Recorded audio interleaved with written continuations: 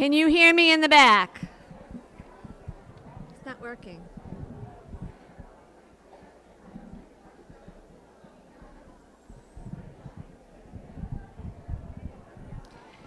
Shh. Can you hear me in the back? Thanks. We're going to get started in just a minute.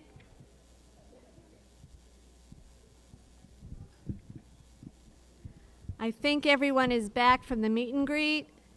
I think the people that are signing you in are almost ready.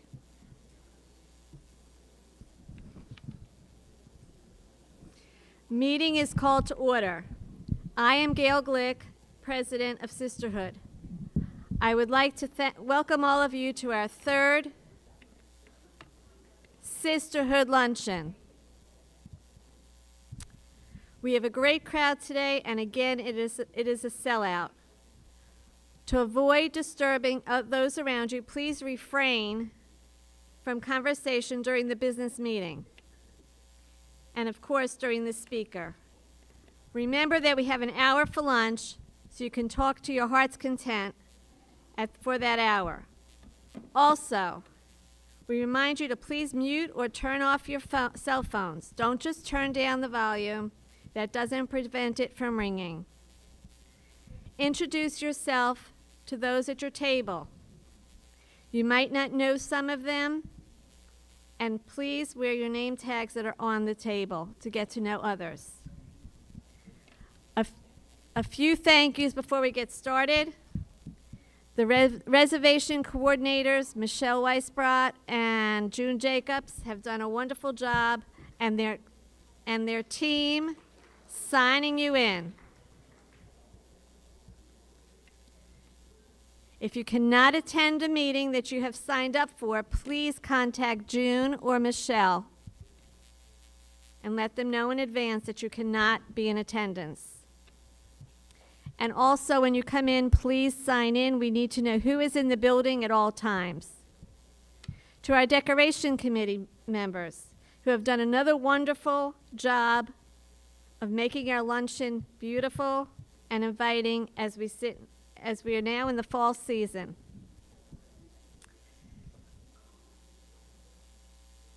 Thank you to the food committee putting together another delicious menu. We hope you enjoy today's lunch. Our program committee has once again created a wonderful experience for us, and we're looking forward to hearing our speaker's fascinating story. Thank you to Marcy Coteen for hosting her first meet and greet for new members. The Judaica shop is bustling and will be with Hanukkah merchandise. If you haven't been down there, it's beautiful. Treat yourself to a visit to the shop. For your convenience, the shop will be opened after today's meeting until 2 o'clock or until the last buyer is done.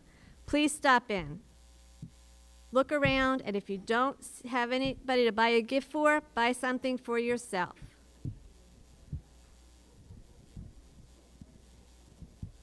Shh.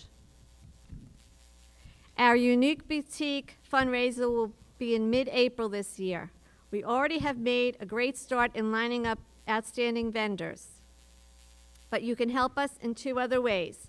If you go to any craft fairs and you see a vendor you would be great for our Unique Boutique, let us know. Second, if you can contribute any goods or services to our auction, please, especially some vacation properties that you're willing to offer for the auction, please let us know. If you have tickets to events that you can donate, such as a few games from the Orioles or subscription theater or event tickets you might not use, as long as the dates are after April 30th, 2026. We would love to have that donation to use at our auction. We know we have some great potential donors out there. And if you have nothing you feel you can donate but know someone else who can, please give me your contact information. One of the things that everyone can do to help Sisterhood is to be a program sponsor.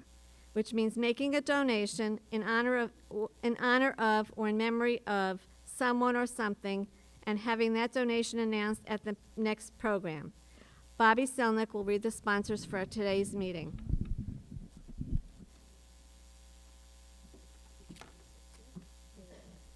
Hi, good afternoon, everybody. Great to see so many people here.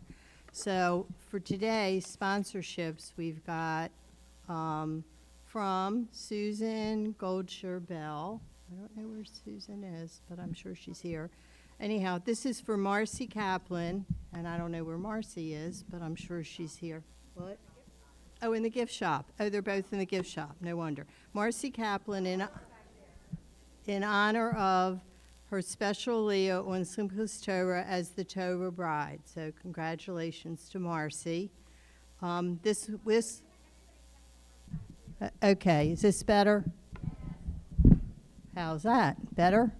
Okay. Should I repeat? I'll repeat, just in case. Marcy, this is from Susan Goldshire-Bell.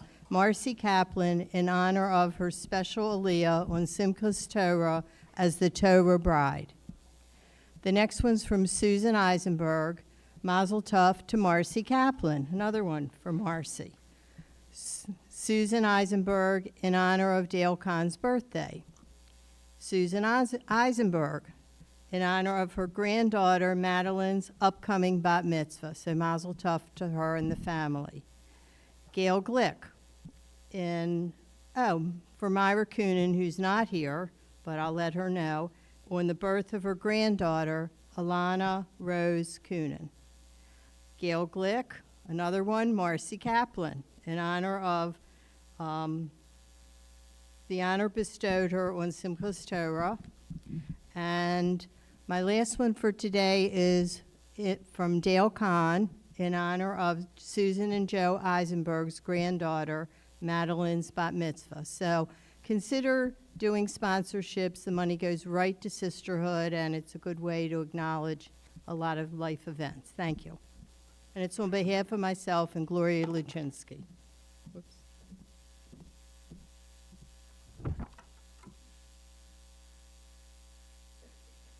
Thank you to our vice presidents who every month work with their committees to make sure that everything runs smoothly.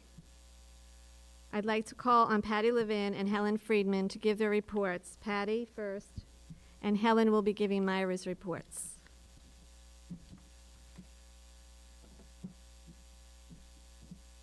Hello, everybody.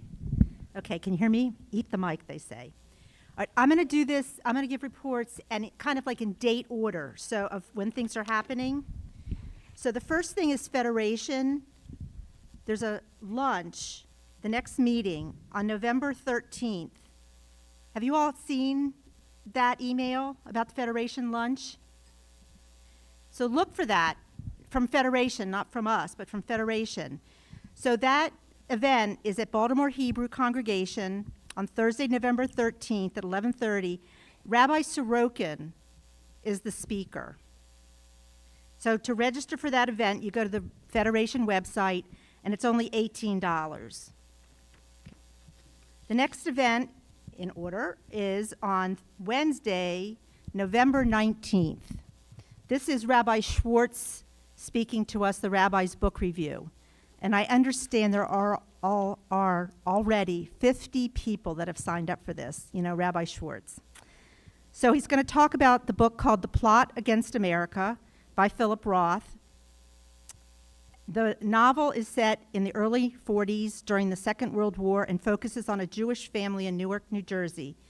The twist of the book is that Charles Lindbergh runs against FDR for president and wins.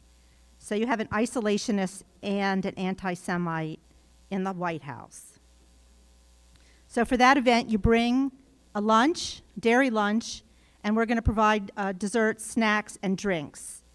Please RSVP for that so we know how many tables to set up and how much food to have. And the last thing that I have is another biblio, which we've mentioned before. It's going to be on December 17th. And the book is called The Only Woman in the Room by Marie Benedict. It's a historical fiction novel about Hedy Lamarr, the Austrian-born actress and inventor. The book covers her early life, escape from her controlling arms dealer husband, move to Hollywood, and simultaneously working with composer George Antheil to develop a frequency hopping system to prevent the Nazis from jamming torpedo signals. Okay, so that's going to be really good too. That's on December 17. And that's all I have. Next.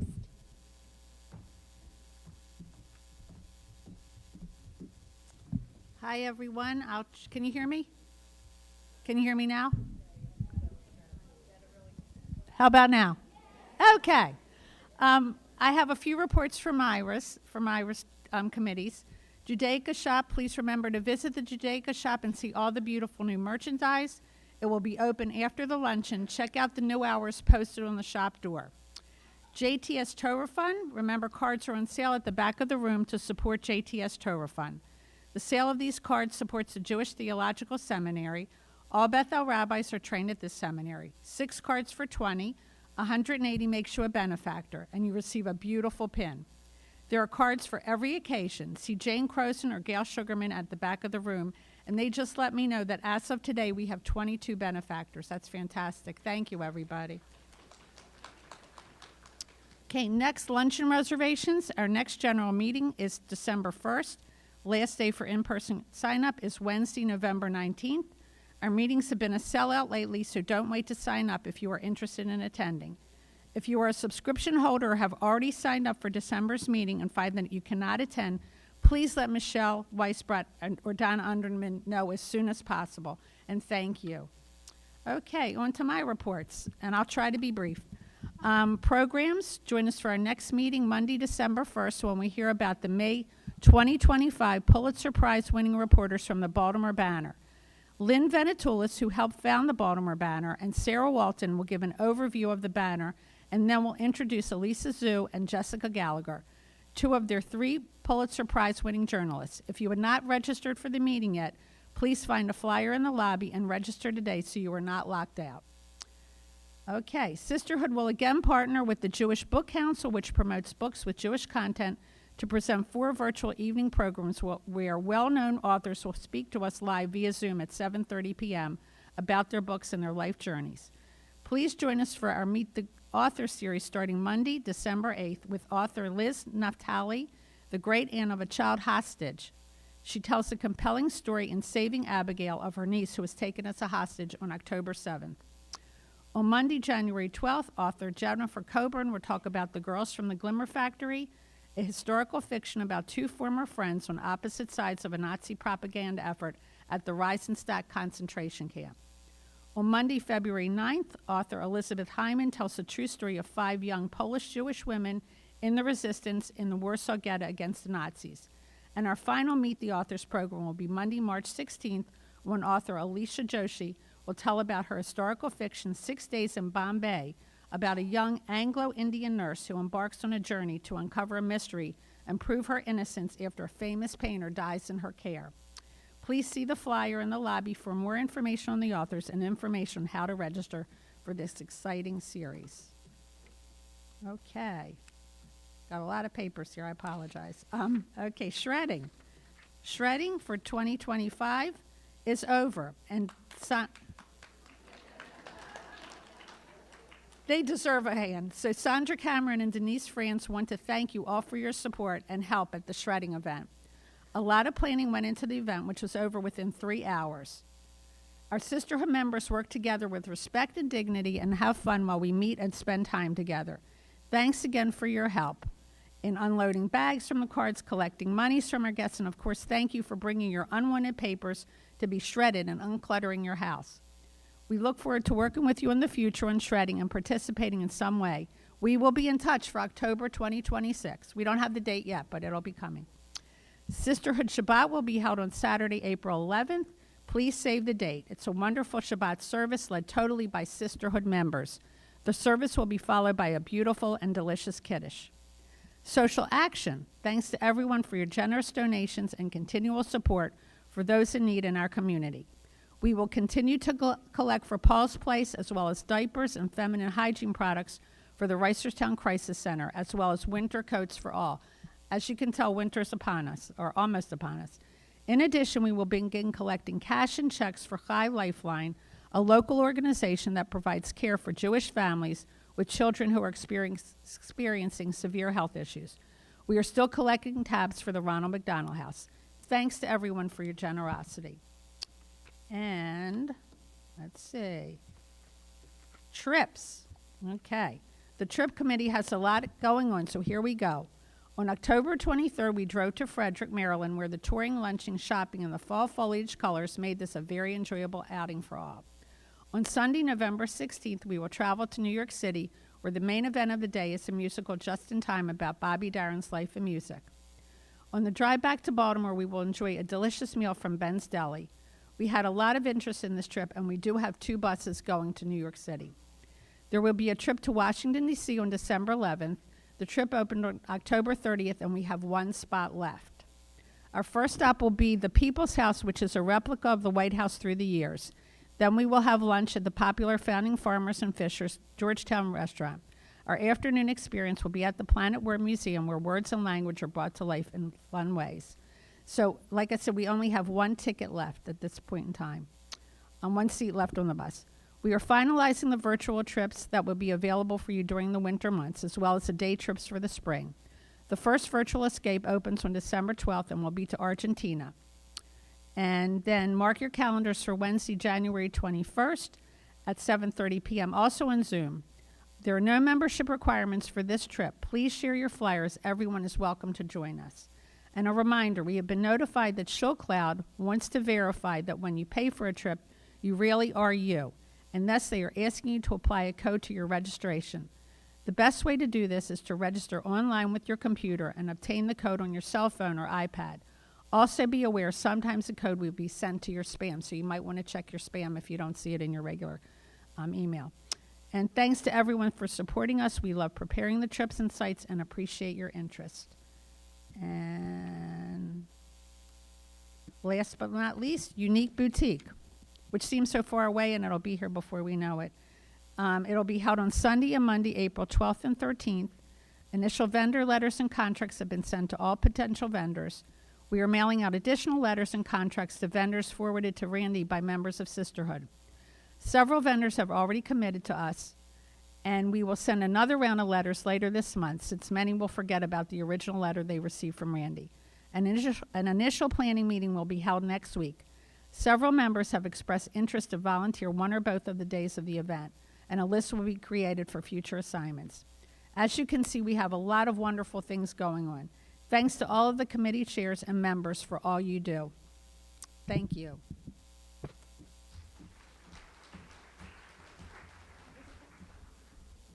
I want to mention one other thing that I neglected to at first, and that is thanks to Marlene Siegel and the Agus Library. If you noticed when you came in, there was the cart for books, so now she's wheeling a cart here for the meetings to make it easier for people to take books out. So good job and thank you on that.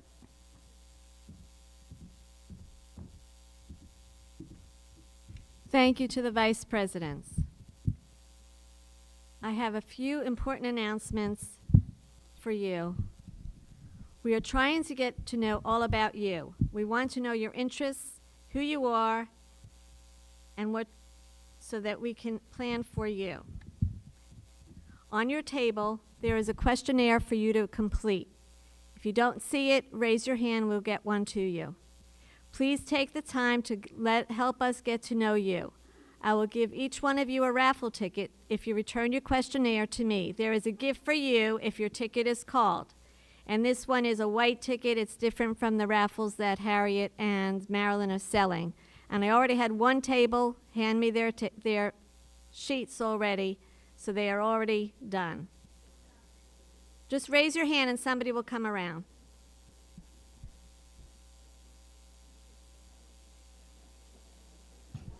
Remember, we sell contribution cards and cookbooks in the back of the office before each meeting.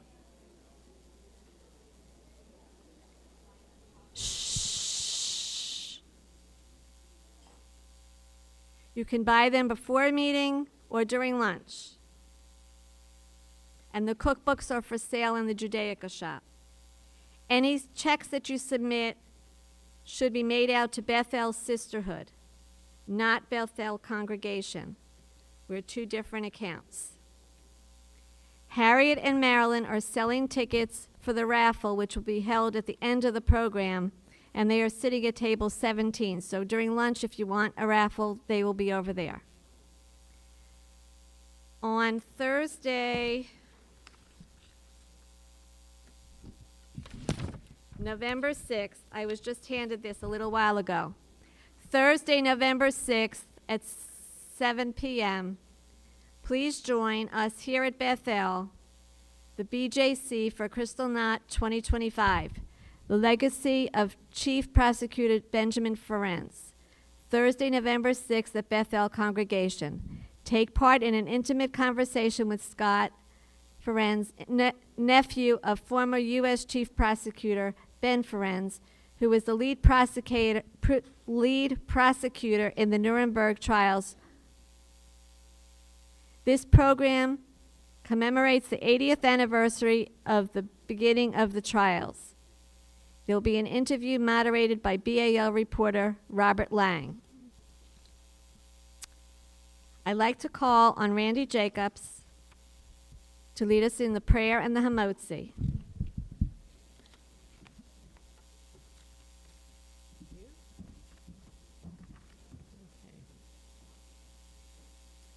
A prayer for disability awareness.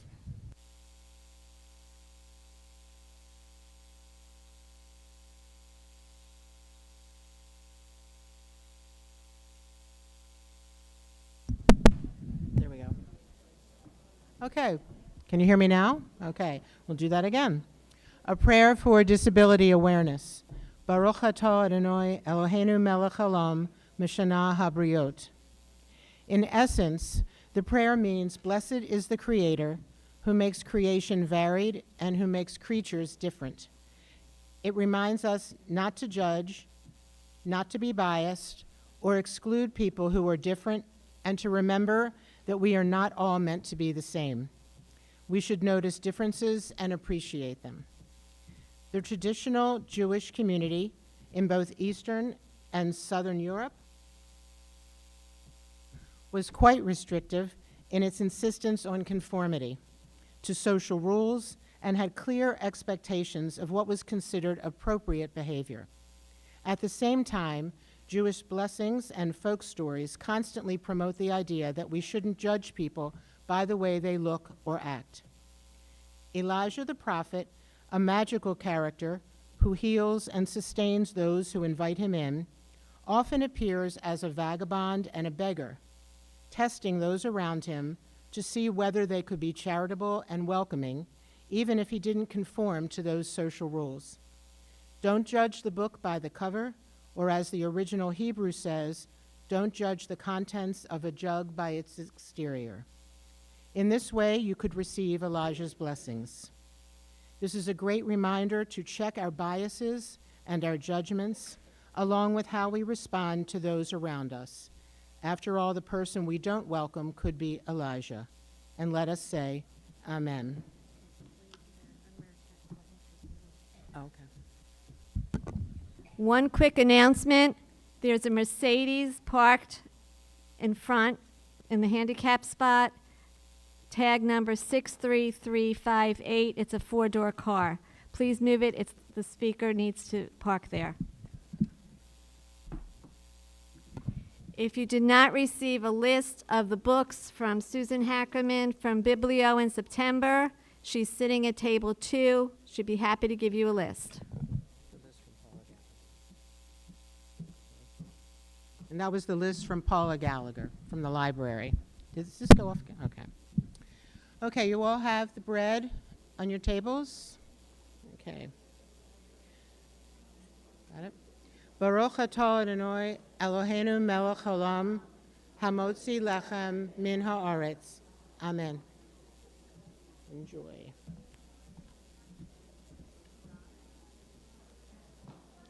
Got more? Oh, that's yours. That's mine.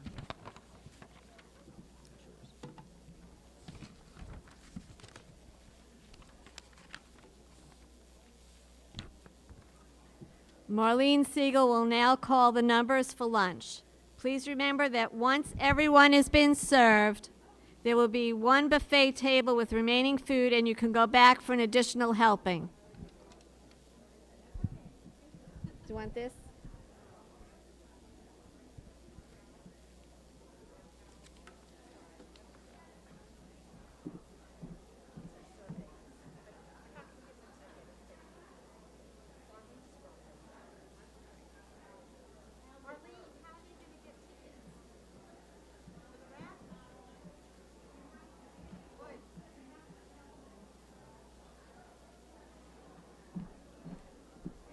It's on. It's on.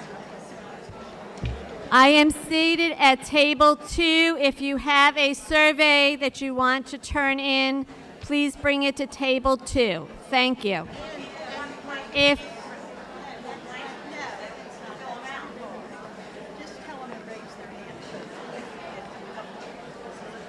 we will come around and collect the surveys, please raise your hand. If you don't have a survey, please raise your hand and we'll get you one.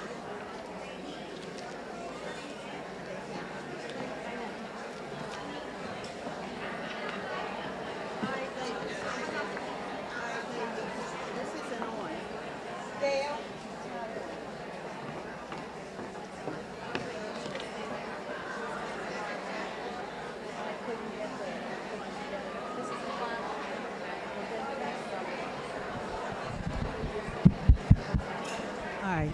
Ladies, you can't hear me.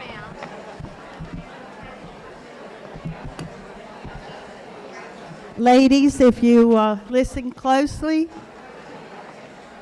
you know the routine by now. So kitchen side, table 3, go to A. And table, So you can hear your table. thank you. Table B, it's going to be 23. So 3 and 23 are going to the kitchen side, and window side, table 2 and table 25. Please go immediately when your table is called so everyone can be served quickly.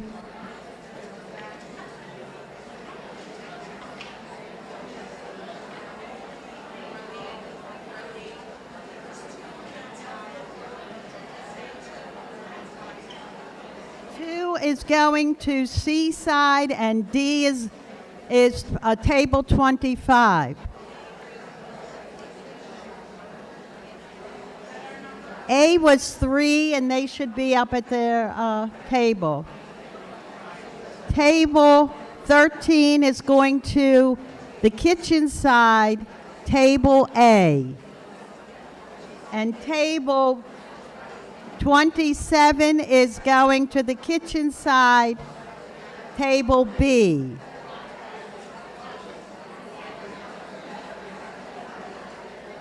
Table 11, you're going to the C side table at the kitchen, at the window. Table 16, you're going to table D.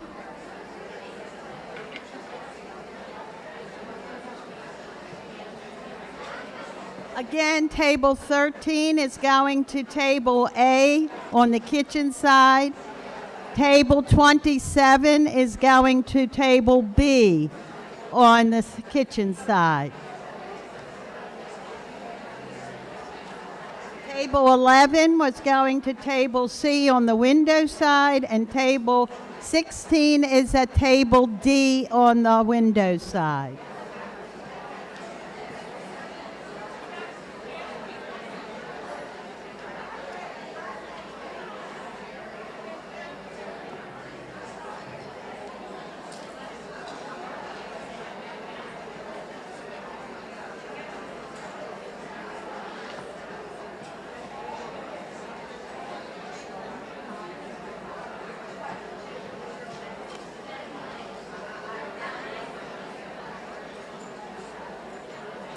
Table 7 is going to table A on the kitchen side.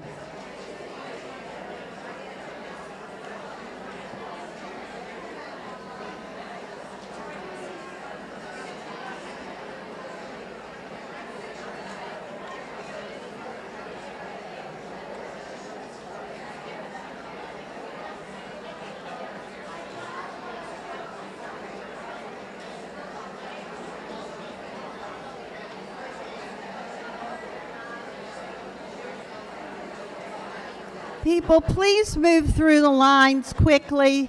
Hold your conversations until you're out of the line.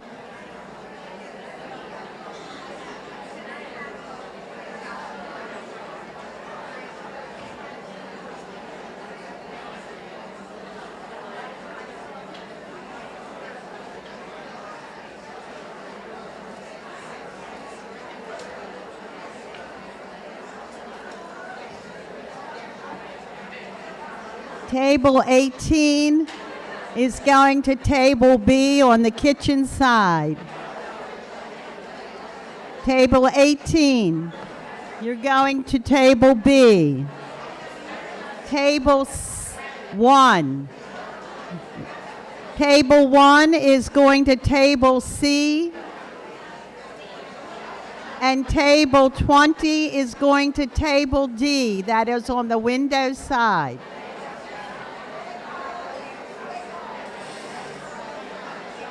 Ladies, please keep your voices down so they can hear the announcement.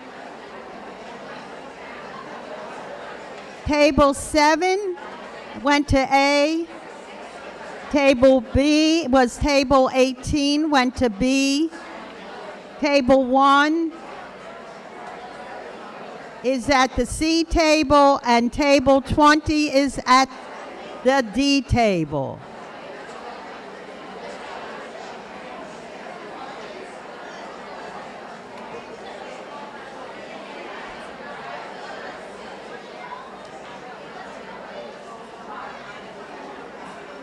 Table 14, you are going to A by the kitchen.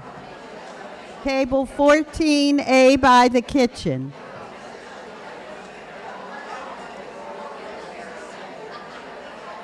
Table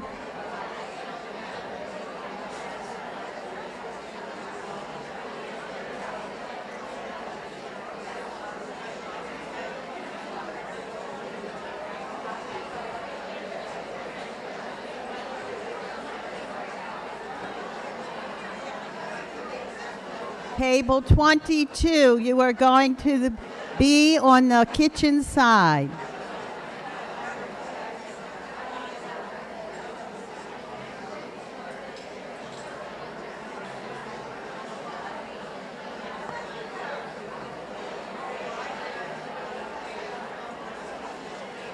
Table 7, you will belong to on the A side.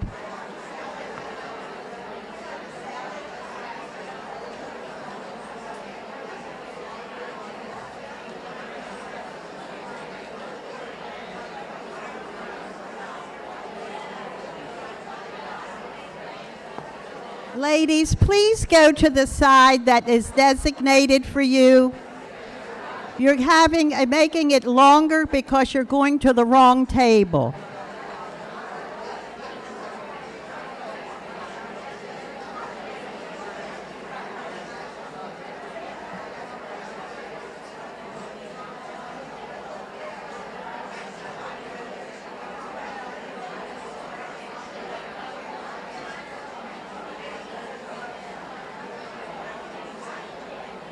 Table 15, go to the the window side, table D, table 15.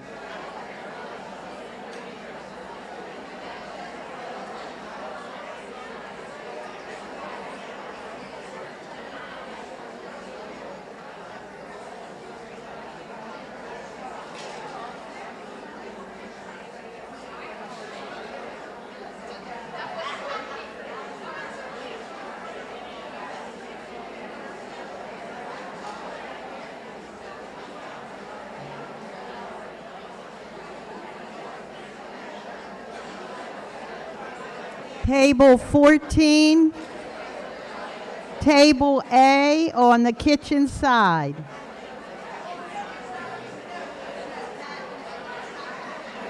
Table 5, Table C on the window side. 5, you're going to C. 14, you're going to Table A.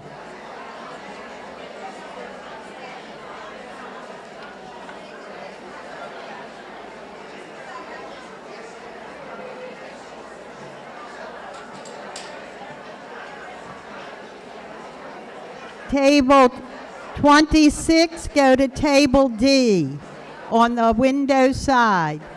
Table 26.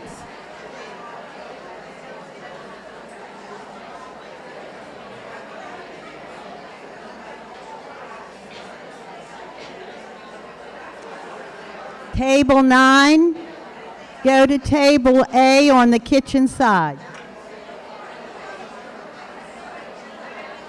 Table 19, go to Table B on the kitchen side.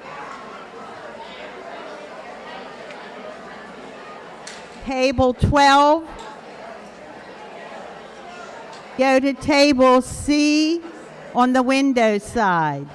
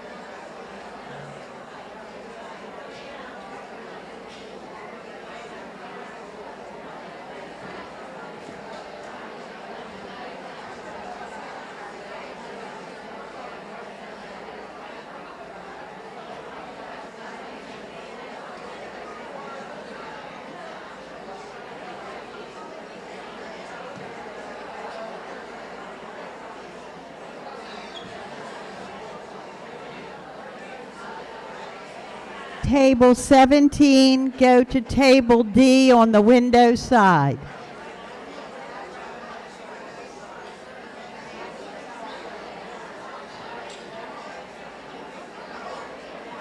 Table 8, kitchen side A, Table A. Table 8 is going to the kitchen side A.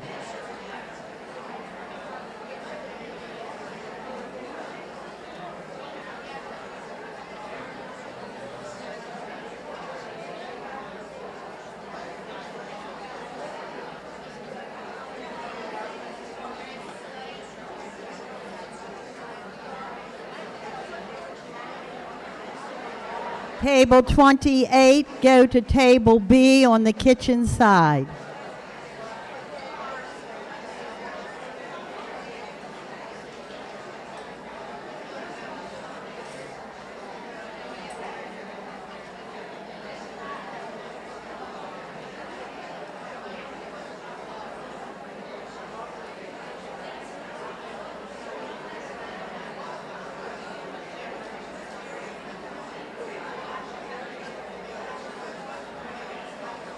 Table 4, go to the kitchen side, Table A.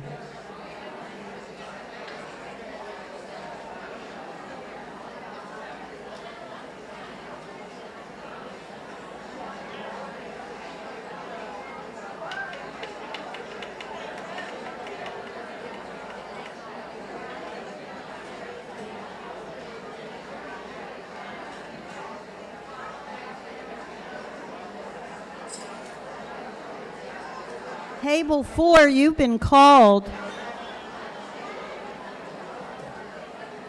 Yes, you've been called and you're all just sitting there. You're going to A. You're going to Table A. Janet, you've been called. I mean, this is...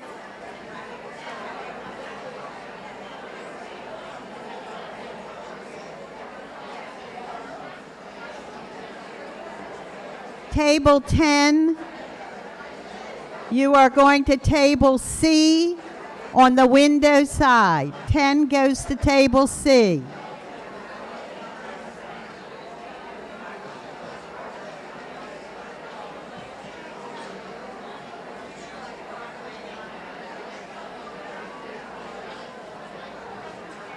Hey.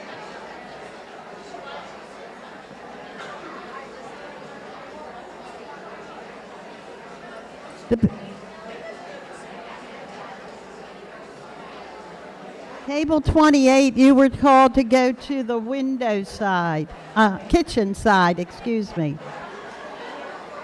Table 6, go to table C on the window side.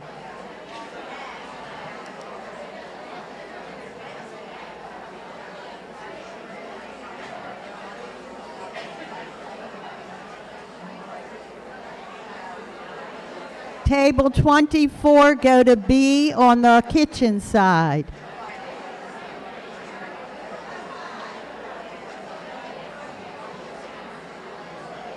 Table 24, you've been called to go to B table.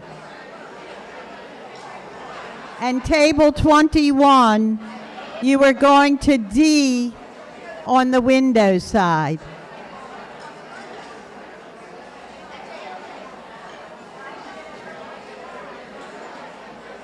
All tables have been called.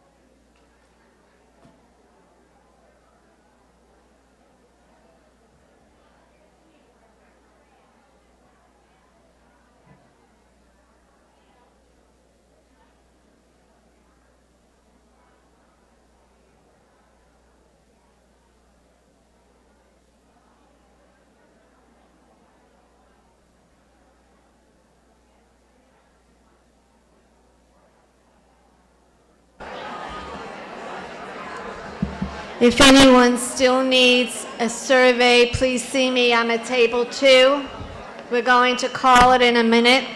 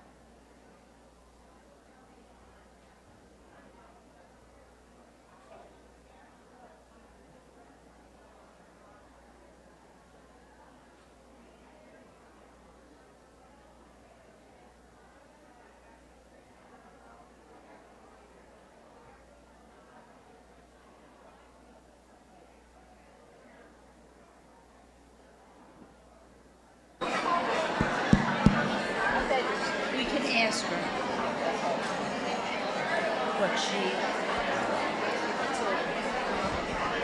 Well, yes.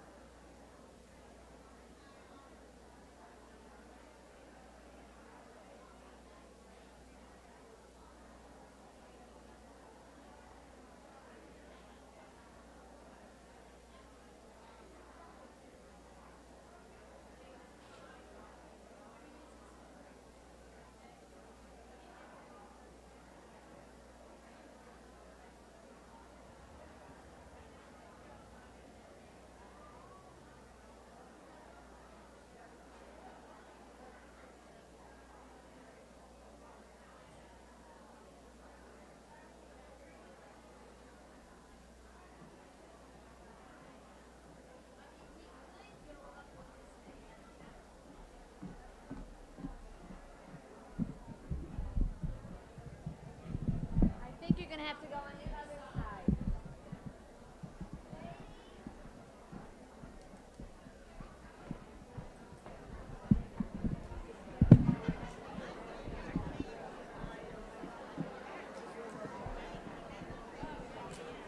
Patty. Patty. Bring this down.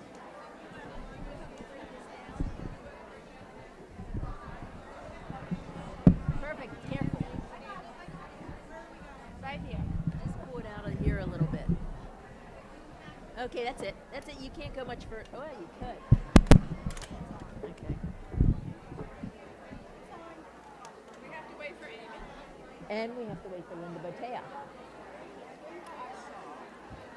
I just want to tell you that we're going to do the beer cot in a few minutes. So this that's in the middle of your table, you can all get it.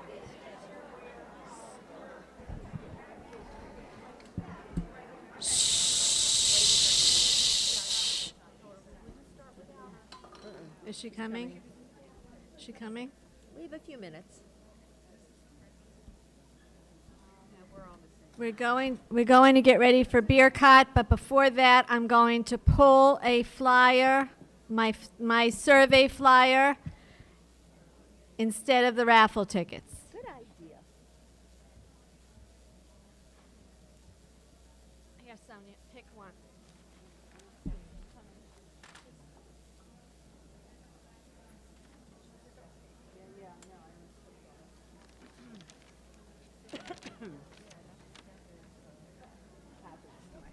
Gail Dezube. Gail Dezube.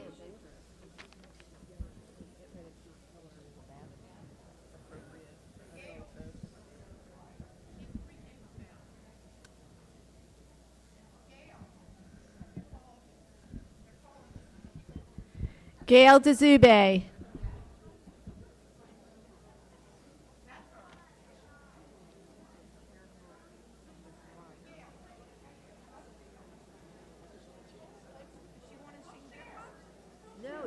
No, she won the. Gail, you just won the raffle for the new members who signed the flyer. You gave it to her?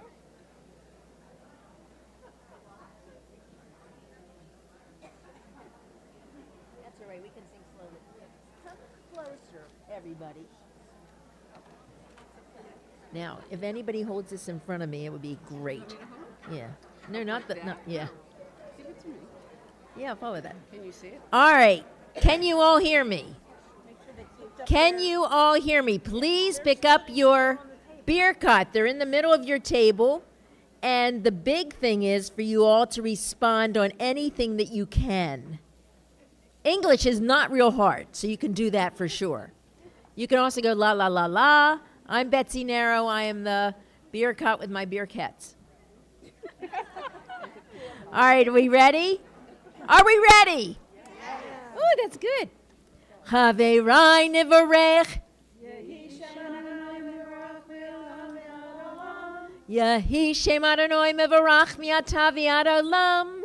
Birshut Chavirai Nivarech Eloheinu Shelchanu Mishalo.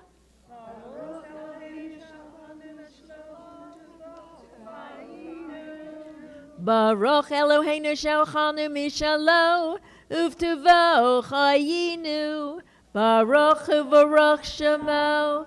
Baruch Atah Adonai. Eloheinu melech haolam, hazan et haolam kulo b'tuvo, b'chein b'chesed uv'rachamim, rachamim.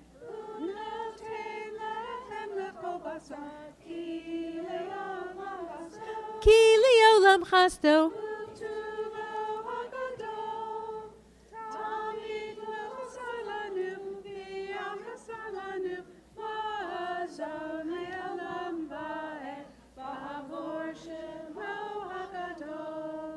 Ki el zonim farnes lakol, umetiv lakol, umechin mazon, lechol briotav asher bara, baruch atah Adonai, hazan et hakol. We're at the English part responsive, so you lead and we'll respond. Go.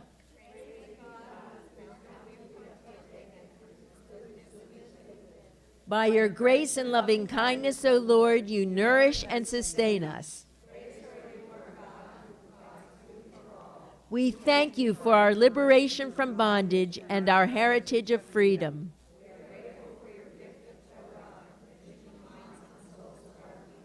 Remember in mercy, O Lord, your people Israel and Jerusalem, your city. Amen.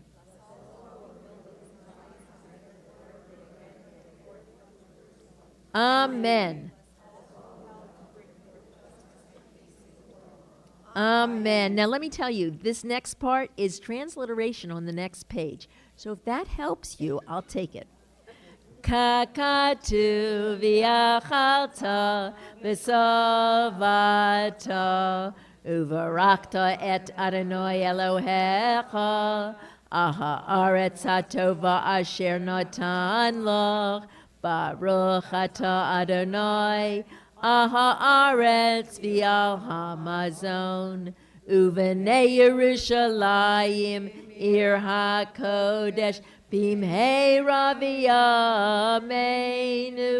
Bimheira v'yameinu. Uvenei Yerushalayim ir hakodesh bimheira v'yameinu. Baruch atah Adonai boneh v'rachamav Yerushalayim, amen. Baruch atah Adonai Eloheinu melech ha'olam, O'el Avinu malkeinu, Adireinu boreinu, Goaleinu yotzreinu, Kadoshenu kadosh Yaakov, Ro'enu ro'ei Yisrael, HaMelech HaTov HaMeitiv Lakol, Shebechol Yom V'Yom, Hu Meitiv, Hu Yetiv Lanu. A lot of you know this part, so try singing it. Oh, say Shalom V'Romav, Hu Ya'aseh Shalom, Aleinu V'Al Kol Yisrael V'imaru, Amen. Adonai Oz Li'amo Yitain, Adonai Yivarech et Amo V'Shalom. At the bottom you see it says all, and if we all end together, then you've said the birkat, which is the blessing for the meal, so let's do it. May God give strength to our people and bless us all with peace. Amen. Thank you.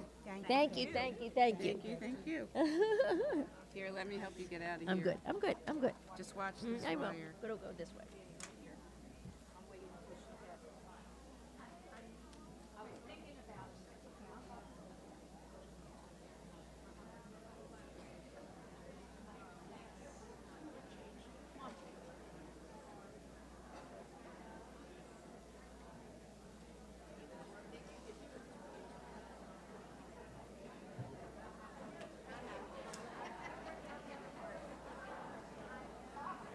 I'm guarding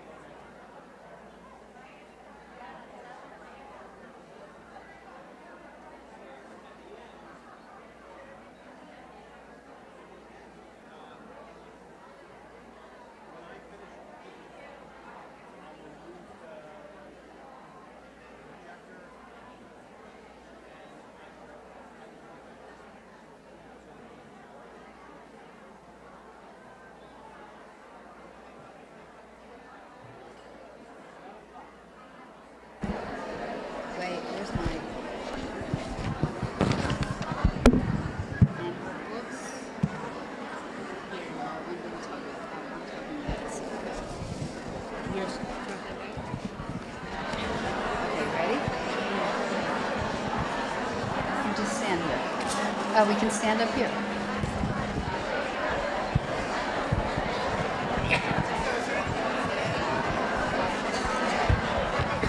Can we have your attention, please?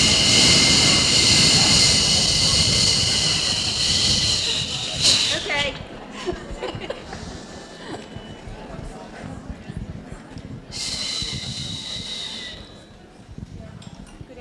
Good afternoon. I am Dale Kahn, and this is Robin Kleiman. we are the co-chairs of the program committee. We would like to share some background about today's speaker, Jessica Long. Jessica's life has been nothing short of amazing. Born to a teenage mother in Siberia, Jessica had congenital defects in her legs. At the age of 13 months, she was adopted from a Russian orphanage by American parents. Although her legs were amputated below the knee, at 18 months, her adopted family never let her physical differences limit her. With support from her family, Jessica has been able to overcome her physical challenge to become a 31-time Paralympic medalist.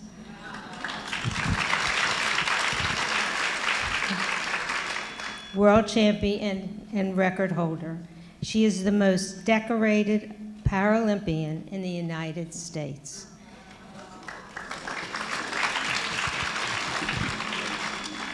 Jessica's determination and belief in herself has helped her to maintain her position as one of the best in the world for over a decade. Jessica is still competing and plans to compete in the 2028 Paralympics in Los Angeles.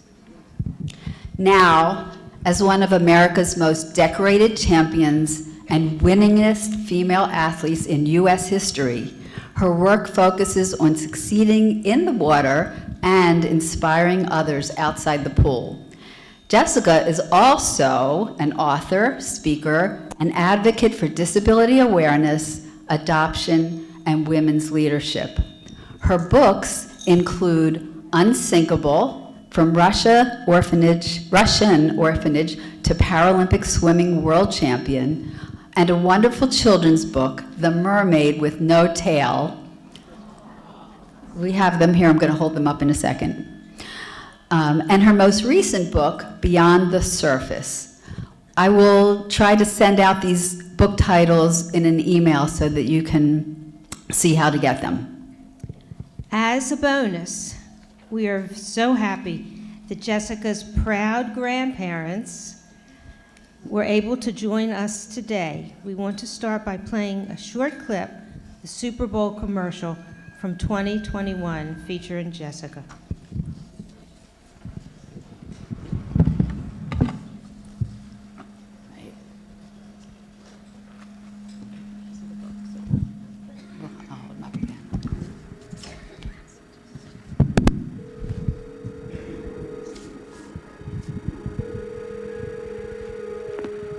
Mrs. Long? Yes?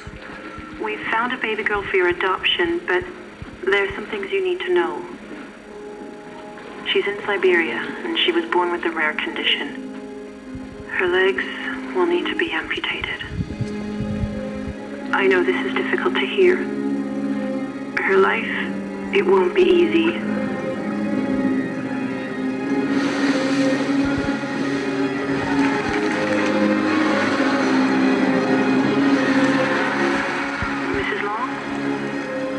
It might not be easy, but it'll be amazing. I can't wait to meet her. We believe there is hope and strength in all of us. Toyota, proud partner of Team USA.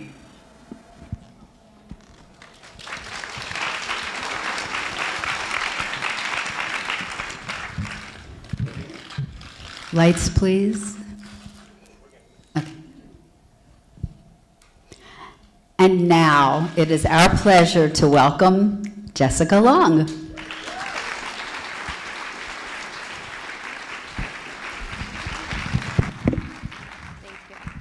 Thank you. Wow, thank you so much. Okay. Hi, everyone. Hi. I am so excited to be here and to share my story, and I'm especially excited that my grandparents are here, which is really special to me, so. Wow, thank you.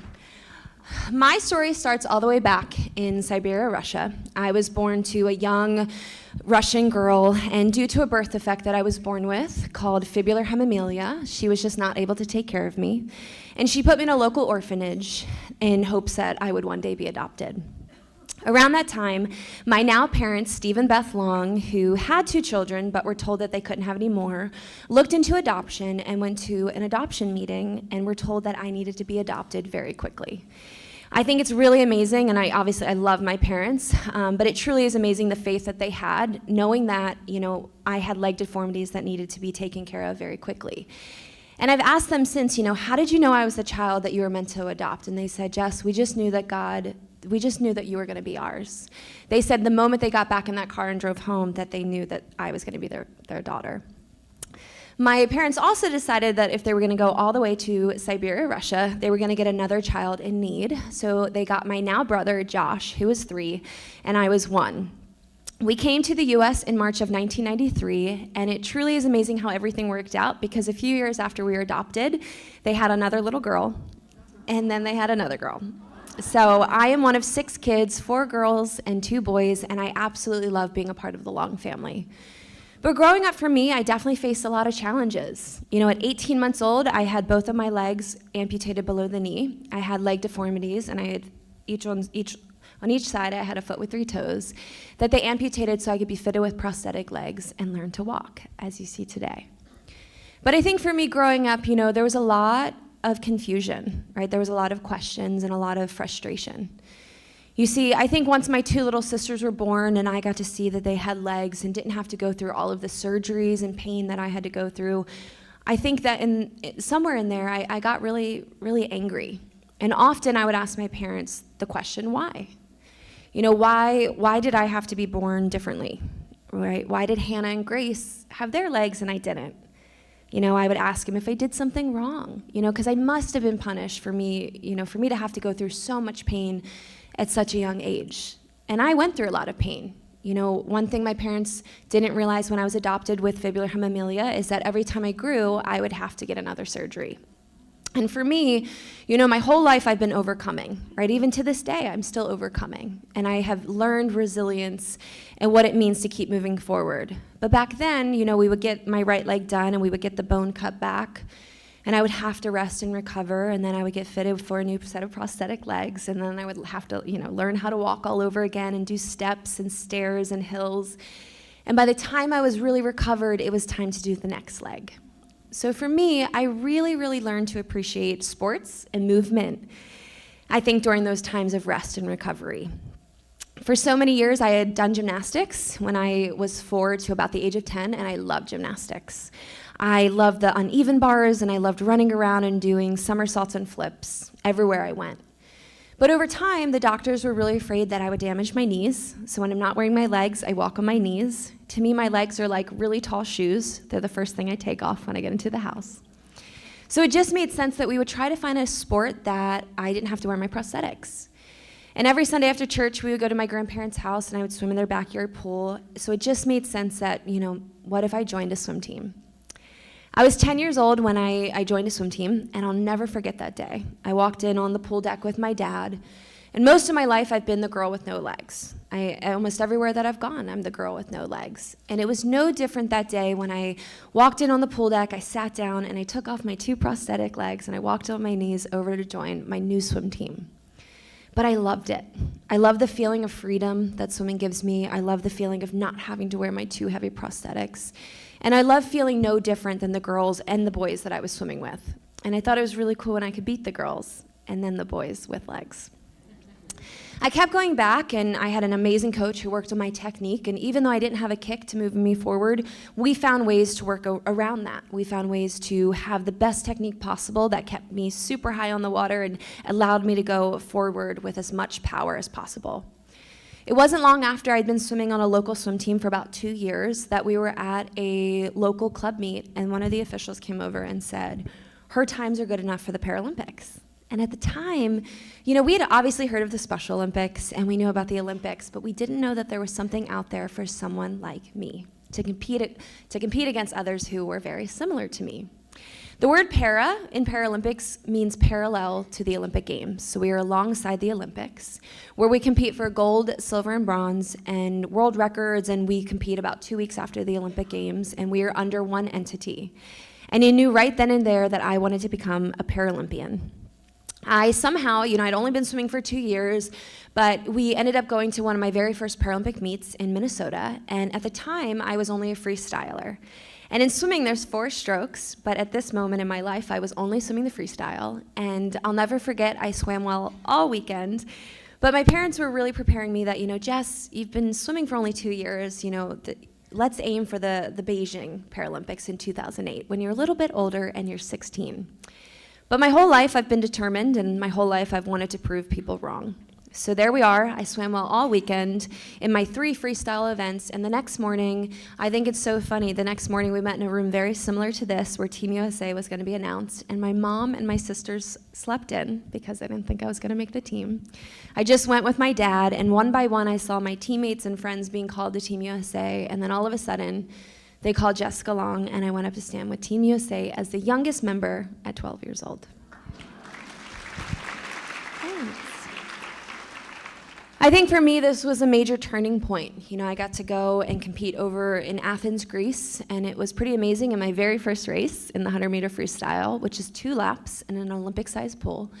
I was up against a world record holder who was twice my age, and I remember thinking to myself, I wanted to win gold because it was the prettiest color.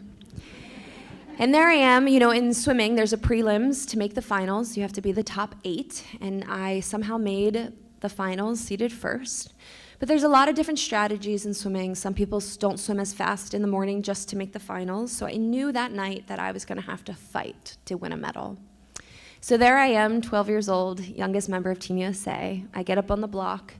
The official says, take your mark, go.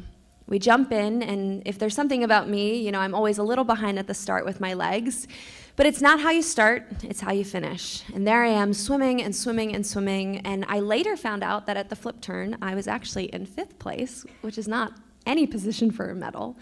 But somehow I just had this determination within, and I realized slowly in the second half of the race that I was catching the world record holder. And then all of a sudden, we were about 15 meters out of the wall, and I'll never forget this, in front of thousands of people with my family all in the stands. I remember breathing to my right and having this moment of just complete stillness and saying to myself, I did not come here to get second. And we touched the wall so close together that we have a touchpad that calculates the hundredths of a second, and I had touched the wall and won the gold medal by a 1/10 of a second. Thanks. Because of that performance, I went on to be named to the relay, and we ended up winning a gold in the relay, and then I went on to win another individual gold. And to this day, I am actually the youngest to have ever won a Paralympic gold medal, which is really cool. But I think one of the biggest things my parents noticed after that, my very first Paralympics, is that I had this newfound confidence. You see, for most of my life up until that point, and up until the Paralympic movement, I didn't like sharing my legs with the world. I didn't like when people stared. I didn't like when people asked what was wrong with me. And I really just was frustrated. And I think somewhere along the lines of winning gold and all these things that were happening, you know, I developed this moment that, wow, you know, the more medals I won, or the more I did well, right, that my worth was coming from this, right, that all of my worth was coming from the sponsorships, the medals, and everything. So for me, over those next 4 years, and you'll notice a theme as I speak, my life has been in increments of 4. Every 4 years, I'm training for the next Paralympics. And within those 4 years, I have learned what I like to call my defining moments, and I'd love to share them with you. So over those next 4 years, as I trained for the 2008 Paralympics as a 6-year-old, I knew that I wanted to win 7 gold medals, just like Mark Spitz. And I became obsessed with winning. And for me, it was a way that I was, you know, I think I had believed this lie that I was enough with the gold medals, that I was worthy, that my parents loved me, that, you know, they adopted someone that was worthy of being adopted. And I did really well, and everything was proving to me that my worth came from it. I signed with Nike at the age of 14, I had 18 world record-breaking performances in 1 year. I won 9 gold medals at world championships in between those 4 years. I was on red carpets with celebrities. And all of that kind of came crashing when I got to the 2008 Paralympics, and I had done really well. I had won those few gold medals, and then all of a sudden, in a race that I should have won, I ended up getting a bronze medal. Now, that would be amazing. You know, we call our bronze medals the rosé medals. And I would give anything to win a bronze medal now, but at the time, as a 16-year-old, it felt like failure. It felt like I had failed myself, but even worse, I had failed my family. And somehow I managed to gather the courage to see my family up in the stands in Beijing, China. And I was getting really emotional, and that was pretty big. You know, my family hadn't really seen me cry too often or get really emotional. And my mom and my dad, they pulled me into a stairwell because they could tell I was getting really upset with this bronze medal. And we sat down, and I guess I looked up at them, and I just said, you know, do you guys still love me? And I think that was a big turning point in our family. You know, I think that was a big moment because I come from such incredible parents who have never cared about my swimming. You know, they've never cared about the medals. In fact, if I have a bad day in swimming, my mom will tell me to take a week off. So I think that was a really big moment and a big life lesson in our family. You know, my parents were really amazing after that because I said I wanted to retire. And I'm so thankful that I have parents who have always supported me no matter what. You know, they let me be Jess, which has always been, you know, a roller coaster of emotions. So after that, you know, I would say my defining moment, I realized that I didn't want this so-called failure to define me. And I realized that in life, there's going to be so many moments, and that's part of the process, and that's part of the success, is this so-called failure. But I decided that I didn't really want to feel that failure that I felt winning a bronze medal, that I was somehow going to turn it around and win that gold medal in the next 4 years. And in order for me to do that, right, in life, it's important to get out of your comfort zone. And in my whole life, I have worked so hard to get out of my comfort zone no matter what. So in those next 4 years, I would say that my defining moment was getting out of my comfort zone and moving to where did I move to? Oh my goodness, the Olympic and Paralympic Training Center in Colorado Springs, where I decided that I was going to not let my medals define me and that I was worthy more than the medals and all of it that came with swimming. For me, living out at the Olympic and Paralympic Training Center every single day, I mean, I was training upwards to 6 to 8 hours a day. And honestly, when I look back, it's really amazing that, you know, life is truly just preparing you for what's to come. You know, in those moments, I thought I was preparing myself for swimming. But once I got to the 2012 Paralympics, I realized that I was preparing for something bigger. You see, here I am at the 2012 Paralympics, and we later found out that a Russian reporter had gone and met my biological family in Siberia, Russia. And it's really amazing because I think in this moment and in this season of my life, you know, I had been raised in a Christian household, but I think for me there was a lot of anger that I'd always felt with God, right? You know, it's really hard to understand being made so differently and having to go through so much excruciating pain. But I think for me in those 4 years, with all of that training, it was a big turning point in my life where I decided to give my whole heart to Jesus. And I think that was truly what prepared me and enabled me to continue moving forward after the 2012 Paralympics. You see, I found out that not only did my birth mom exist, but she also married my birth father, and they had 3 children after me. So I did one of the hardest things I could do in my life, and I decided to go back to Siberia, Russia to meet her. A team from NBC got a whole crew together, and we went back to Russia. And I think for me, this was a huge moment because I realized that if I have truly been forgiven in my life by Jesus and God, that how could I not forgive my birth mom, right? Who was I not to forgive her? And I'll never forget, and in fact, you guys can actually go and watch this documentary. It's online. It's called A Long Way Home. But I ended up going back to Russia with my little sister and a crew, and I'll never forget, we pulled up into their little village in Siberia, Russia. And I ended up walking alongside their purple house, and they came out crying. And I'll never forget the moment she hugged me. And I just remember thinking in my head, right, this is my birth mom, and how incredible that was. And in that moment, I truly, truly forgave her. And it was truly a moment of just power, right? You know, who am I not to forgive her? After all, she gave me this incredible life. So for me, I think that big defining moment in London was truly that power of forgiveness, right? And I think in our lives, you know, it's so freeing if you can look in your own life and realize, you know, what is holding you back? What are you not able to forgive? You know, I know for me in that moment, I was able to find ways to continue moving forward. And then I felt this huge moment in my life that Jess, you are enough. With or without the medals, you've always been enough. But it's also really hard to continue swimming my type of swimming schedule when you're not angry. You know, I think anger is a very powerful emotion, and for so long in my life, anger had propelled me forward. So how do you continue getting through 2 to 3 hours swim practices when you're not angry? For me, these next 4 years, as I prepared for the next Paralympics, the 2016 Paralympics, I decided that I was going to move back home to Baltimore to train with Michael Phelps and to swim with all Olympic athletes. And for me, this was truly one of those moments that was just so defining in my career. It showed me that I wasn't just a good Paralympic athlete, but I was one of the best when it comes to training with Olympic athletes. And that truly was one of the most amazing moments of my life. But I think that can happen in your life, right? You can be doing everything right, and still burnout is going to happen. And as I prepared and got ready to swim over in Rio, I was extremely burned out. You know, I'd been swimming, I think I was swimming anywhere between 60 and 65 miles a week.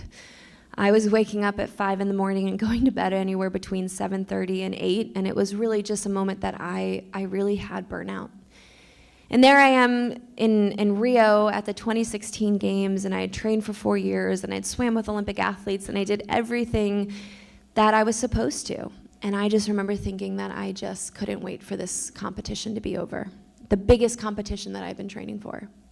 And I came back from that Paralympics, and again in my life, you know, I just felt like this failure, right? I felt like I'd done everything right, but no matter what, burnout happened. And I'm so thankful for my support system around that time, because I was, instead of just staying in this moment of just bitterness and anger in a sport that has given me so much, I found a way to keep moving forward, and I decided that I was going to give back, and I ended up coaching an all-girls swim team. And I think it's amazing when you can take the attention off of yourself and put it onto others or your community, how much it can shift your perspective. And that's exactly what it did. When I was able to show up to the high school girls and just see swimming through their perspective, it was this amazing moment where it reminded me of why I started swimming, right? Why little Jess, who showed up on the pool deck with no legs, you know, why she was still swimming to this day. And I decided after those 3 years of coaching that I was going to continue moving forward, that I wasn't done yet in the world of Paralympic swimming. So there I am, training once again for another Paralympics that happens every 4 years. And I'm training, and I have this newfound love for swimming, and then all of a sudden, the pandemic happened. And I don't know about you, but I'd never endured a pandemic and what it was like to have to pivot. But in my life and in swimming and training, right, there's going to be so many moments in your life that things just are thrown at you. And I've always loved this idea that no matter how many times you fall down, or no matter how many times life throws curveballs at you, it's how you find ways to keep picking yourself up and how you continue to move forward through the difficult times. For me, my Paralympics was postponed about a year, which made my training about 5.5 years, actually, by the time I went over and competed in Tokyo. And for me, this amazing defining moment as I prepared for the 2021 Paralympics was to control the controllables. And what does that really look like when you apply that to your life? You know, in my life, I've had to adapt, I've had to find ways to keep moving forward, but what does it look like to control the controllables and to keep moving forward no matter what? Well, I think for me, it happened at a moment in the 2021 Paralympics when my team, I was up in a relay, and it was one of the most amazing things, because in swimming, it's such an individual sport, but every once in a while, you get these magical moments when you're a part of a relay. And one moment, we're swimming in this relay, and we won gold, which we hadn't done for over 10 years for Team USA in the 4x100 freestyle relay. And we're celebrating and cheering, and then all of a sudden next to USA was a disqualification. And in a relay, there's a 25% chance that every one of the members could jump early. And I just remember thinking, oh my gosh, 1 second we're winning, and the next second we are disqualified, and then most likely not going to be put back in, even with discretionary. But I've never been so proud to be a member and a part of Team USA, because 1 minute we're celebrating, and the next we were just finding ways to continue to move forward as a team. And I'm not even a rookie, I was the veteran on the relay, but I was so proud to see the rookies just saying, hey, no matter what, we win as a team, but we also keep moving forward as a team. And I think if you look back on, the last 4 years with those girls, if we hadn't found a way to control the controllables, I don't think we would have been able to continue moving forward. And I don't know about you, but in my life, I want to find ways to continue to move forward no matter what obstacles are thrown our way. And after that relay disqualification, when we literally won the gold medal, we were each able to find ways to keep moving forward, where we each went on to win an individual gold medal somehow. And then in the next relay, we ended up winning the second gold medal with no disqualifications for Team USA.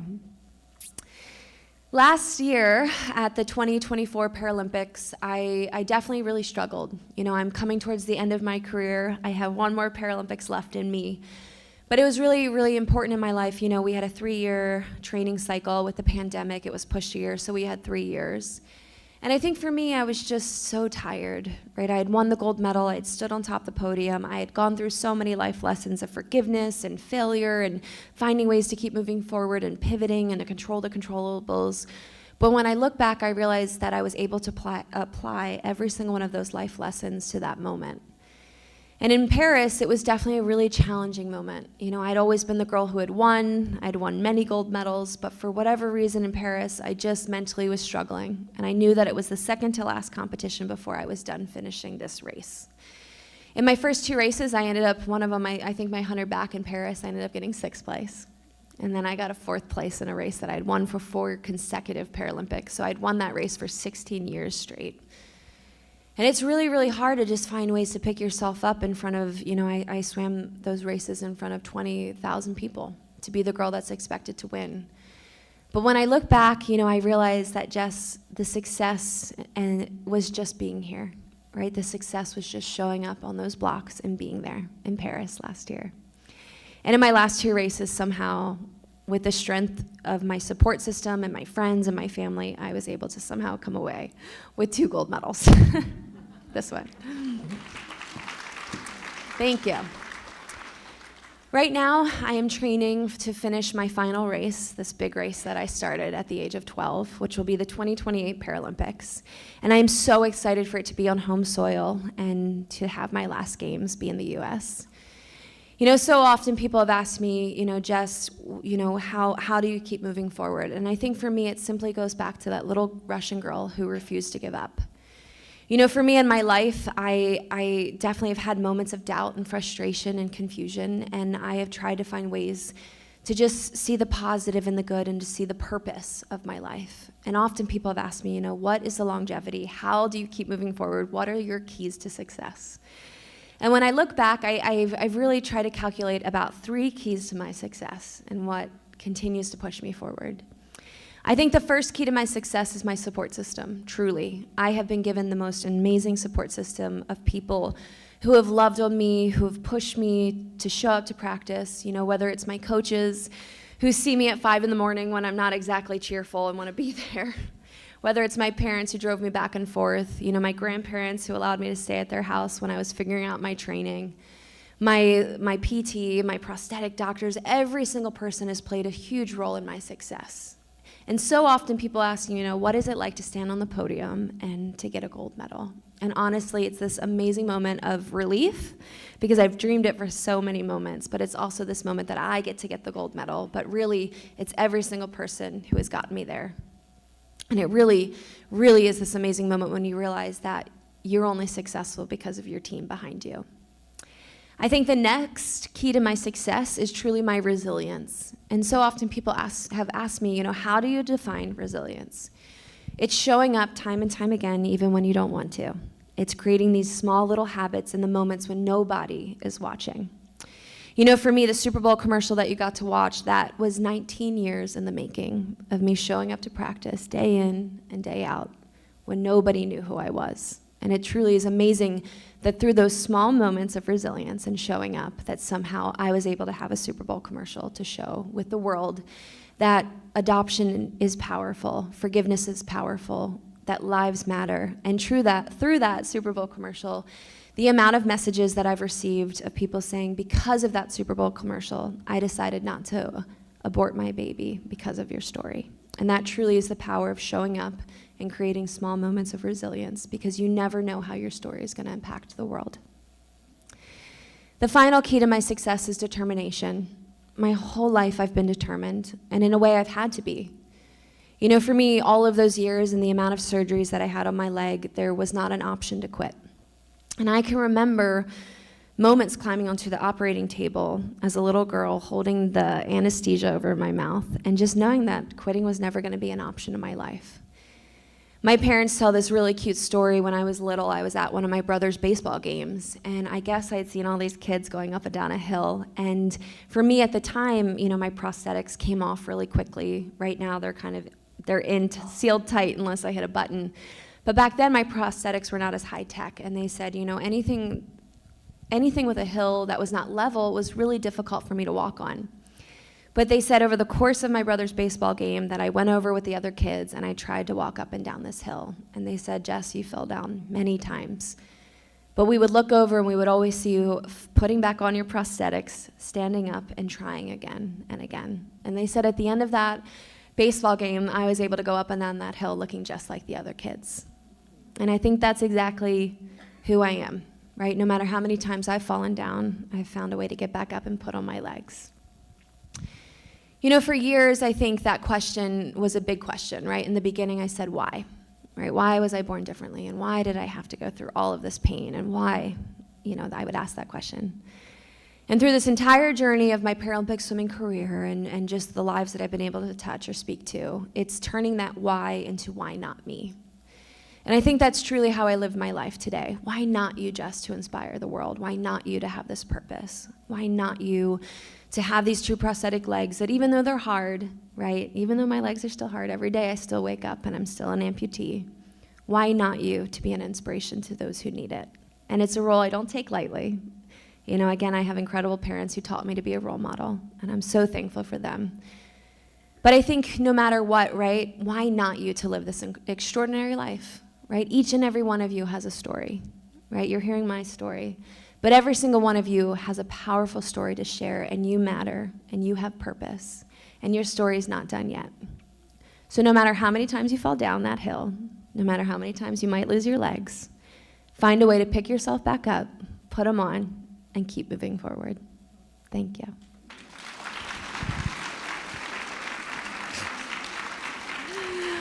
At this time, thanks. Thank you. Yep. I think we are going to have some time for questions because there's a lot of my story I left out. So if you have any type of question, feel free to ask. I believe walking around with a microphone, so yeah.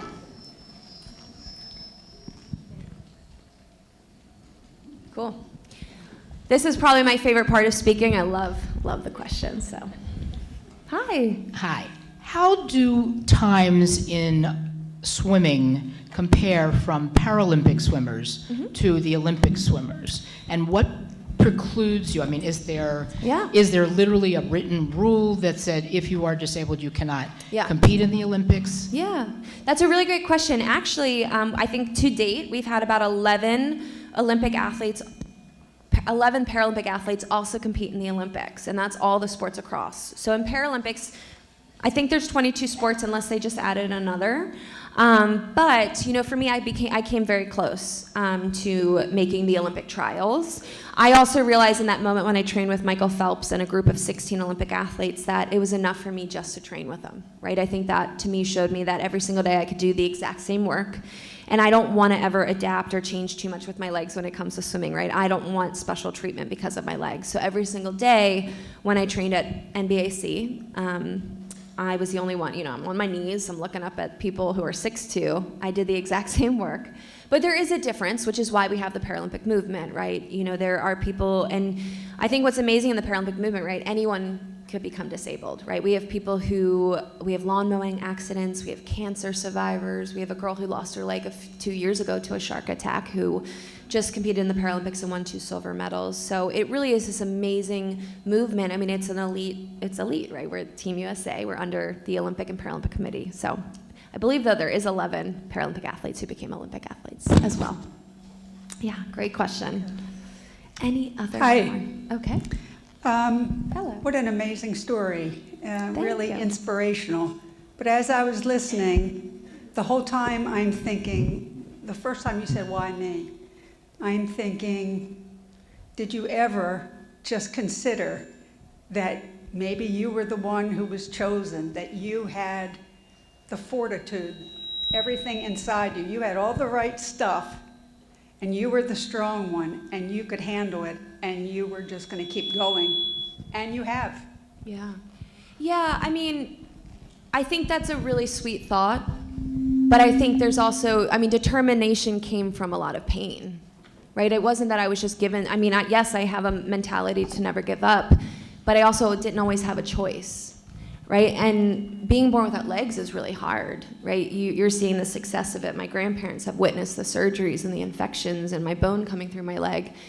But it's really hard, right? Because it's yes, I was determined, but it doesn't take away the hardships and the tragedy. And was I chosen? I don't know, right? That's also really hard because who would choose to be in so much pain, right? And I think that was really hard as a little girl to come to terms that, you know, God had a bigger plan for me.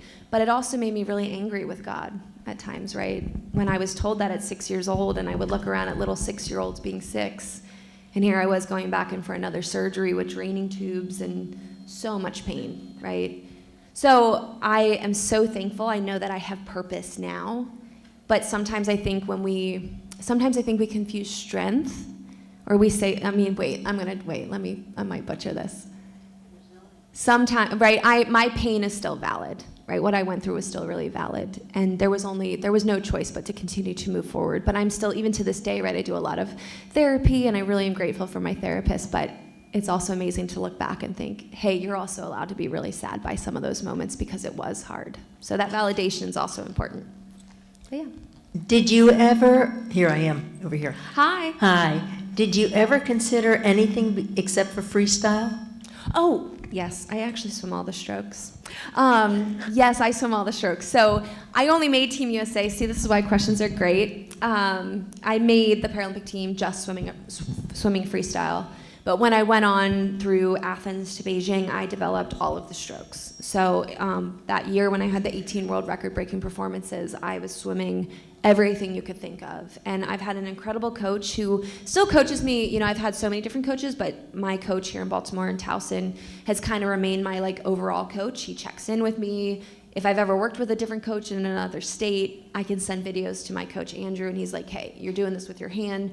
So Andrew was the one who, you know, there are so many coaches who do not always want to work with people who are with differences. And Andrew, when I joined the swim team at age 10, took time for me. And we found ways that I could swim fast with not having a kick. So there was one time, I mean, I'll never forget as a little girl, we were training 3 hours with pinky placement, right? You don't want to go here, not too forward, not this. We found ways to continue to have this perfect stroke. So I've had a lot of amazing coaches who have worked with me, but Andrew Barinko has been truly life-changing in my career.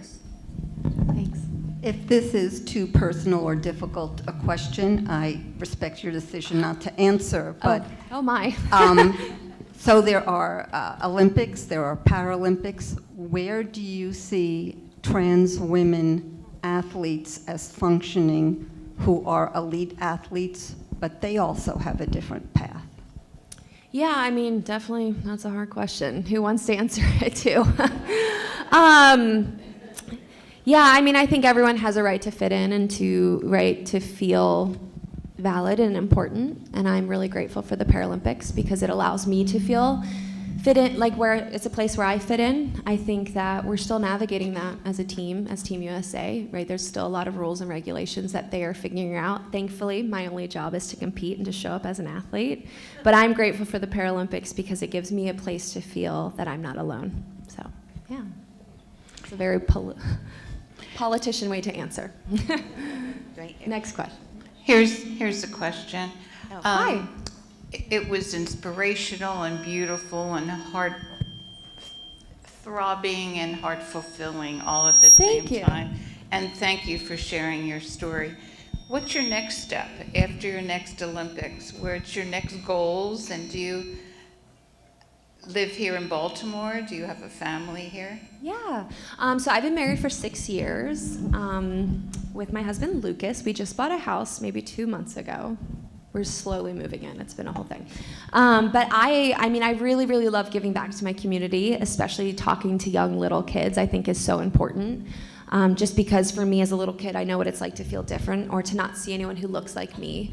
So I love the opportunity when I get to go and speak to schools and take off my legs and ask little kids, if you could design me any type of legs, what would they look like? And kids ask the best questions, right? Do you shower with your legs on? Do you sleep with your legs on? And it's amazing because I think, growing up, right, there were so many times I was pointed at and stared at, and I didn't like, is that my microphone? Should I be doing something different with that? Is that, okay. There were so many times I didn't always like when people stared, and I have incredible parents who taught me, they're just really curious. Right? So it's really amazing to kind of take back that power as a little kid to show kids, hey, it's okay to be different. And that's why I wrote my children's book called The Mermaid with No Tail. And it teaches kids that the thing that makes them different is their greatest gift. And I think that's so important for kids to learn these days, because I never really saw Barbies or dolls or books that look like me. So I would love to continue doing that. Definitely have some more book ideas in the future, but right now I love public speaking, and I definitely just really love giving back. I'm not really sure what the future holds. I would love to do something more with adoption and maybe starting a foundation for young girls who are adopted. I think that would have really helped me when I was younger.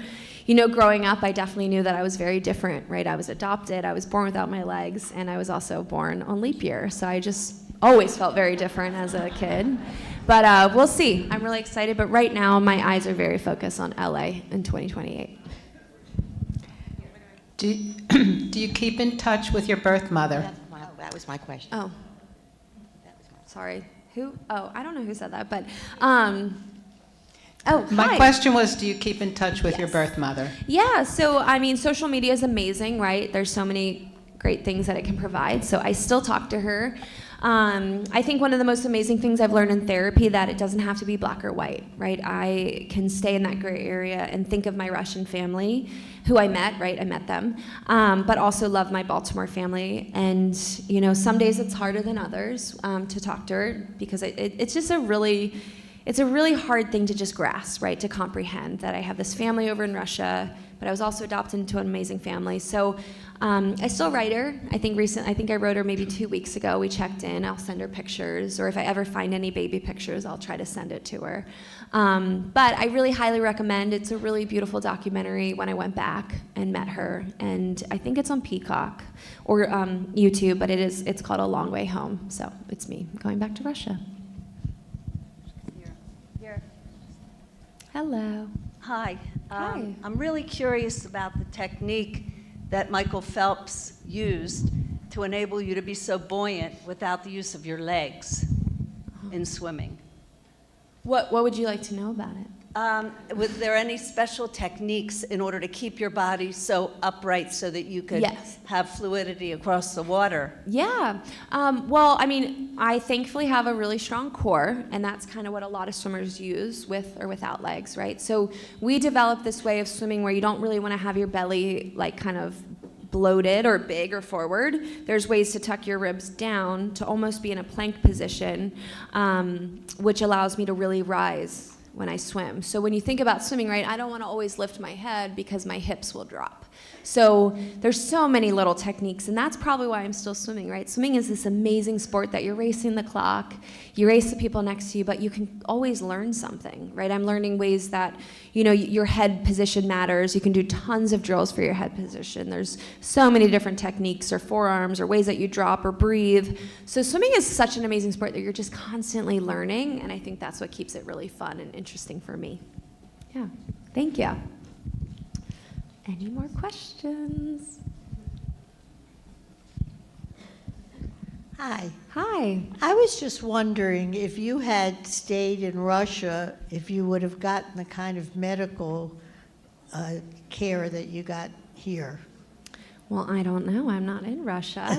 I think you can probably imagine how bad some of those orphanages are. I think, we should remember that there are so many orphans in Russia that are not actually being able to be adopted into the U.S. because there was a ban placed in 2012, 2013. So there's a lot of people who are in the process of adopting that everything kind of just came to a halt.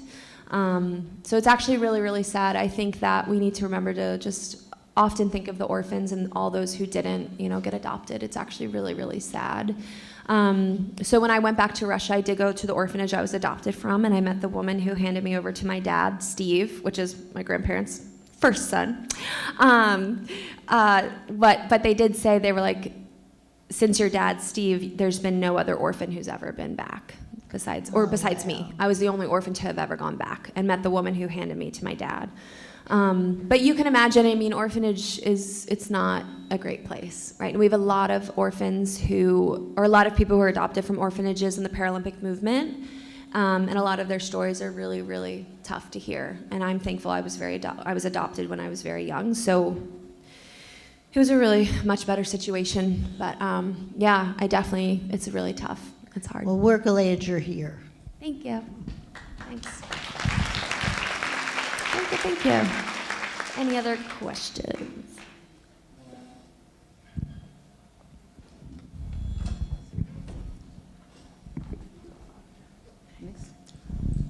Hi. We have such admiration for you. I have one question. You went through so much when you were a child. When did you have time for school? I was homeschooled. My whole family, we actually ended up being homeschooled, which worked really well with my surgeries. I had quite a few surgeries, but yeah, I did homeschool, and I think for me, I mean, school was really hard for me, right? Reading was hard. I really struggled in school.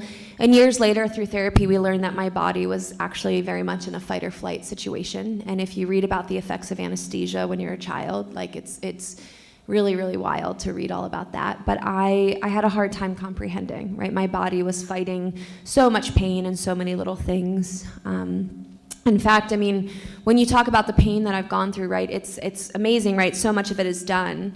But there's often still that question of, just how incredibly tough it was, and again, going through the motions. But I'll never forget, there was one day I was at my other grandparents' house, and they had a pool in their backyard, and I lifted up my leg, because what would happen is my bone would just grow so fast.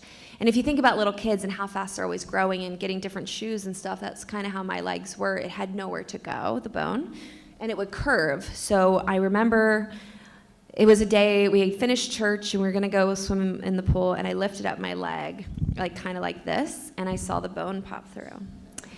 And I remember thinking to myself, man, I do not really feel like going through anesthesia and being sick, and they would rip out my draining tube, and it would just, my leg was, it was so, so hard. And I ended up just going and playing for the whole day in the pool with my bone popping through. And then at the very end of the day, I finally told my family, and they're like, Jess, infection, we need to get you to the hospital. But that was kind of, there was a lot of challenges and moments like that. So, I just always found ways to move forward through the surgeries and the pain, but homeschooling was the best for it. Yeah. Any other questions? Anyone else? Yeah. Hi, Jessica, great to hear your story. Thanks so much. Hi. I'm a retired physical therapist, and I just found out that my seat colleague here is also a PT. Tell us a little bit about your experiences, what you remember with physical therapy. Hopefully it wasn't too painful for you, but... No, you might not like this, but I never needed it.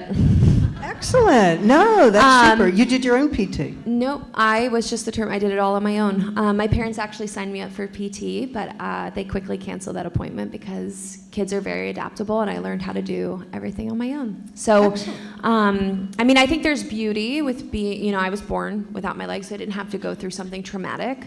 But I also think on the other side of that, right, I'll never know what it's like to really have legs or to not walk in pain, right? Every day, I never know what I'm going to get. Even waking up this morning, right, my legs could be swollen to put into my leg, steps, shoes. There's so many different parts of my day that are always changing with being an amputee. But from a little girl, my parents, they said they ended up canceling the appointment. But I definitely utilize you for my shoulders in swimming, PT, so that's amazing, and definitely would not have, thankfully I've had no tears or anything with my shoulders, which is pretty amazing considering I only swim with my arms, right, in a way. But PTs have saved they allow me to keep pushing through up to 5 hours of swimming a day, so yeah. Just 2 words, brave and courageous. Cool, thank you. Thank you. Should we do a couple more? We're all good? Any other questions? I think we're good. All right. Well, thank you. Until I thank you. Thank you, thank you. Everyone always wonders how Dale and I snag our incredible speakers. And for this one, I want to thank our committee, our program committee chairperson, Elizabeth Malice, who is friends with Jessica's grandparents. So thank you, Elizabeth. You know, when your grandmother, we all know this, when your grandmother asks you to do a favor for her, you do it. Jessica, thank you for showing us how powerful the human spirit is. You are an amazing example of resilience, definitely one of the themes here, and drive and talent. And we thank you, and we thank all of you for showing up, another theme, for showing up month after month for our programs. So thank you.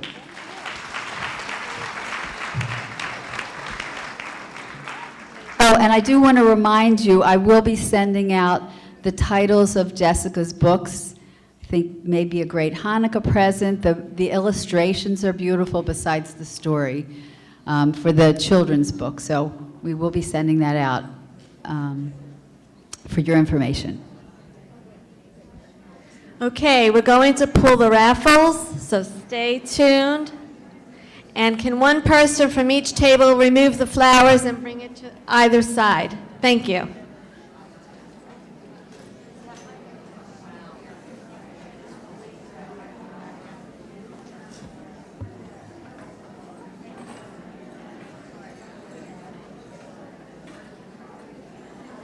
You want to just pick them?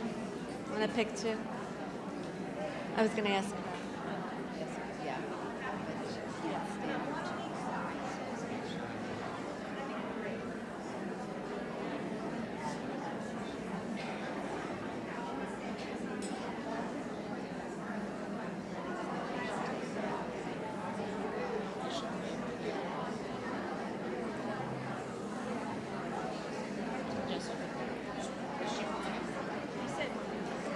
Can you just pick two tickets and you're done? Okay. Thank you. Sorry. Okay, what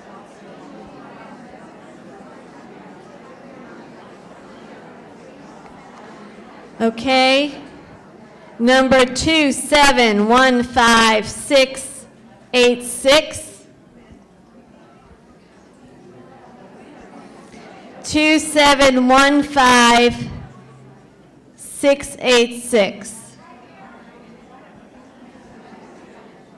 And 2715651.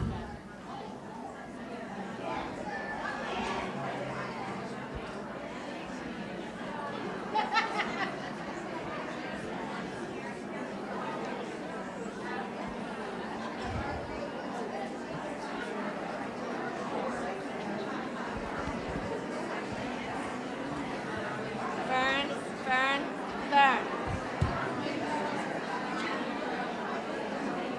You need my number?